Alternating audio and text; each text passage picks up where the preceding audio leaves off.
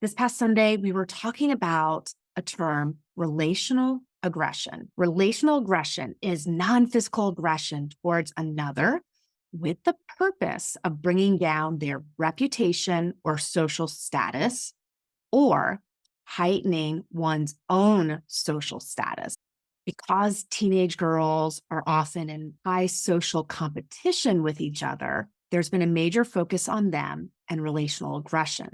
Relational aggressors are often seen as mean by others, but they're also described as powerful and having leadership qualities. Why would a girl be mean to another girl? Because teens are focused on belonging and fitting in, they may use mean girl behaviors to secure their place in a friend group. In addition, girls are not taught how to deal with relationship conflict directly. Oftentimes, girls don't know how to share that they're upset or frustrated. Relational aggression can have a big impact on a girl's self-esteem and confidence, and it can also cause a host of other mental health problems. We often associate relational aggression as mean girl behavior, but it isn't just girls who do this. We see this in boys, and we also see it starting as early as preschool. Relational aggression can take many different forms, but here are some examples that might help you identify if you've experienced this, or maybe if you've at times been the aggressor and done this with others. Gossiping is talking about someone behind their back. Sometimes gossiping can contain true and hurtful facts about the victim, but gossip can also be in the form of rumors, which are untrue or fabricated information about a person. Intentionally excluding friends or peers from a friend group or clique, sharing with one friend something negative that a mutual friend said about her, making negative comments that can be passed off as just trying to help, sharing someone's secrets in order to embarrass or expose them, getting others to turn against a victim. Cyberbullying falls under relational aggression. That could include mean texts or a social media post or posting a photo of get-togethers where some people were left out. This was an example that was shared in our call on Sunday. There also may be established rules for being in a friend group, such as what you wear or how you act, and using peer pressure to get other girls to follow those rules. We often wonder then, why are girls so mean to each other? There's lots of different components that impact why girls are mean to each other. One of the biggest impactors are the way girls are conditioned to act in society. Girls are conditioned to be nice and not to show difficult emotions like anger. As a result, girls don't learn how to directly address conflict or hurt within friendships. When we think about some of our guy friends and when they get upset with each other, maybe they yell at each other, maybe they push each other around, and then in a day, it's all forgiven and forgotten. There's more a focus on intimacy and support in girl friendships, while boys focus more on shared activities. The high value girls place on friendships can result in an intense fear of rejection and isolation. Researchers believe that fear is part of why teenage girls are so mean. Because friendships are so important to girls, they understand how to wield them as weapons. I'm sure in your school, you may be aware of the different social hierarchies in the different groups. Usually there's different people at the top, and then other people who follow them, and then other people who wish to be a part of that group. That could be a friendship group, or that could be a clique. A friendship group is where other people are welcomed and invited. A clique is based on a certain type of membership and belonging, whether it's the clothes, sports, activities, the way that you look or dress. Mean Girls set up a power structure in which others will be pushed out of the friend group if they don't do things the right way. Impacting another person's relationships is a powerful and effective punishment. What are some other factors that contribute to why girls are so mean to each other? Oftentimes, we see in tween and teen girls that dip in self-esteem And some girls who have low self esteem try to pull others down or put others down in an attempt to feel better about themselves. Jealousy and envy of others' abilities or friendships may be a reason. A desire to feel in control, especially during a stage of life when you feel really out of control. Some girls are mean because of immature social skills. They may not know how to navigate friendships or regulate their own emotions. Some people may have narcissistic tendencies, which can manifest as aggression when the person's ego is threatened. And some people may intentionally be mean to try to get attention. They may do this when they feel lonely or isolated, or if they feel like no one really cares about them. Relational aggression has a negative impact on mental health for the aggressor, the person who's doing the mean behavior, and the victim.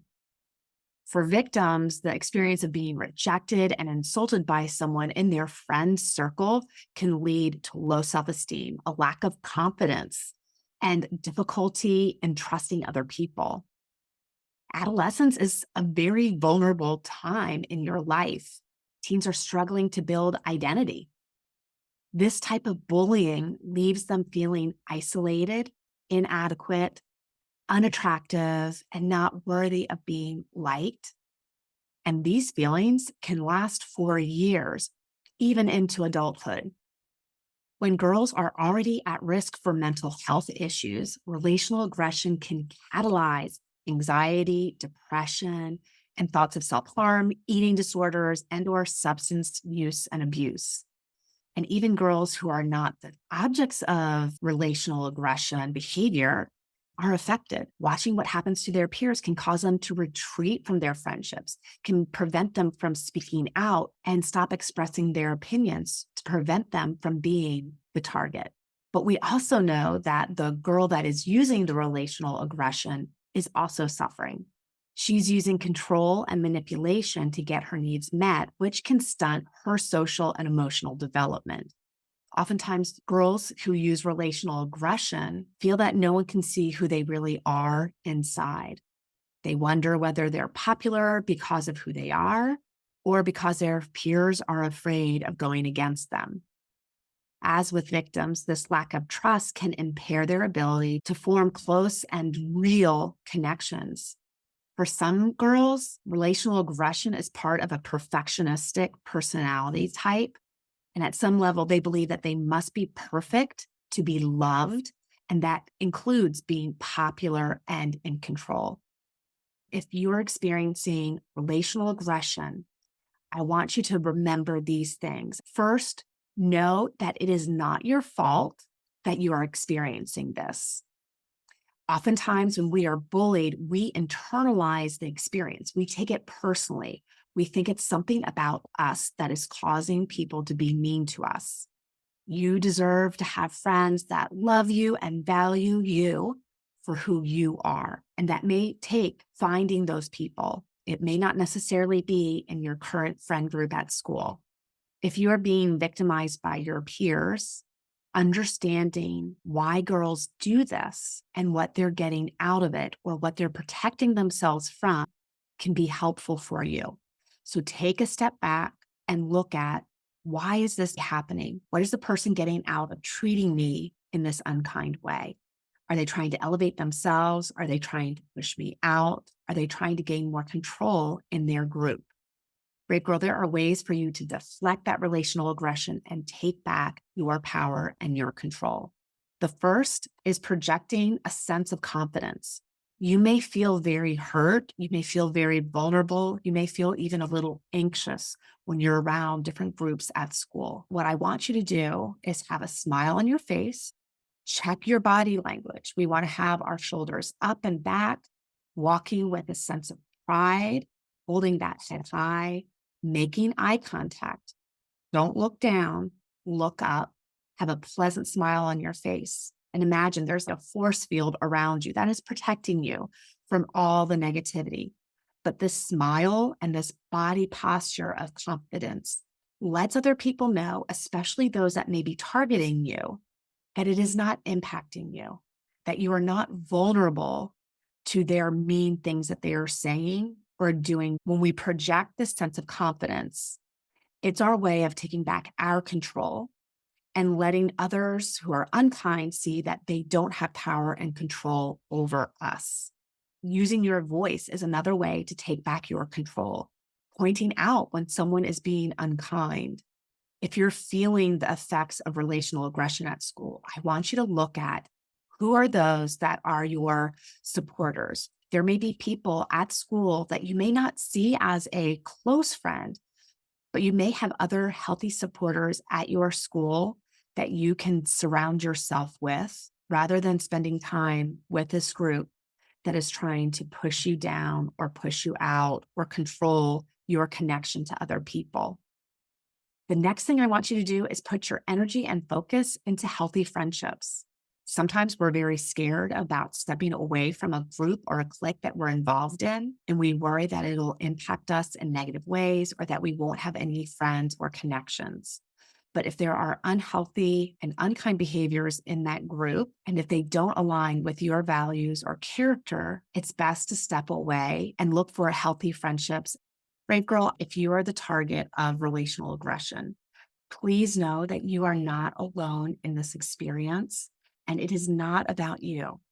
It is about other people wanting to have control and trying to make others feel small or trying to control your connection to other people. We're going to talk more about this in our upcoming call.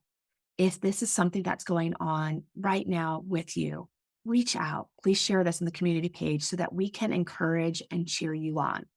This is a safe place for you to share what's going on in your life and to receive the encouragement you need.